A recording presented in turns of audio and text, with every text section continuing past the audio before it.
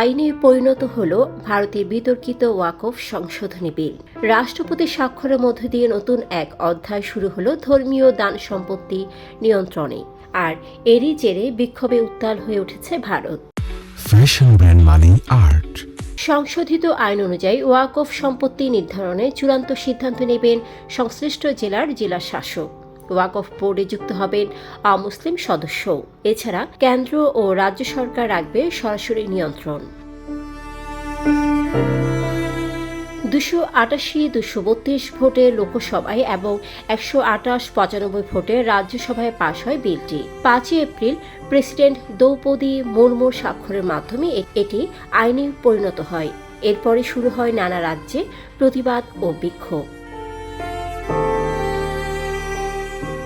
বিরোধী দলের দাবি, নতুন আইন মুসলিম ধর্মীয় কর্মকাণ্ডে হস্তক্ষেপের সুযোগ তৈরি করছে। ওয়াকফ সম্পত্তির উপর সরকারের নিয়ন্ত্রণ বাড়িয়ে দেওয়া হয়েছে পরিকল্পিতভাবে। ভারতের মুসলমানরা শতাব্দী ধরে ধর্মীয় উদ্দেশ্যে দান করে গড়ে তুলেছেন মসজিদ, মাদ্রাসা ও আশ্রয় কেন্দ্র। সেই সম্পত্তির নিয়ন্ত্রণ এখন চলে যাচ্ছে প্রশাসনিক কর্মকর্তার হাতে।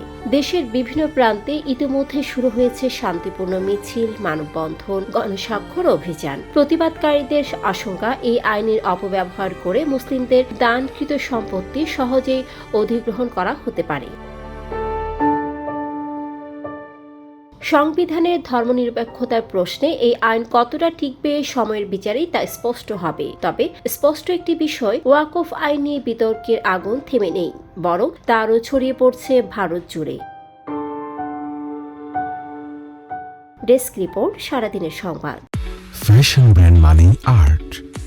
Men's, ladies, and kids wear. Art.